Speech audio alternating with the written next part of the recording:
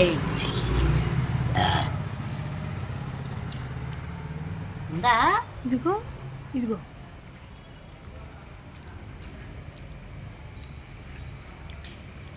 అదిగో కనిపించిందా ఇప్పుడు? అదిగో ఇలా సైడ్, ఇలా సైడ్ కొంటే ముక్కు కనపడుతుంది. ఇలా సైడ్ అది సైడ్ కొంటే ముక్కు వేసుకుని కనపడుతుంది అది కళ్ళు.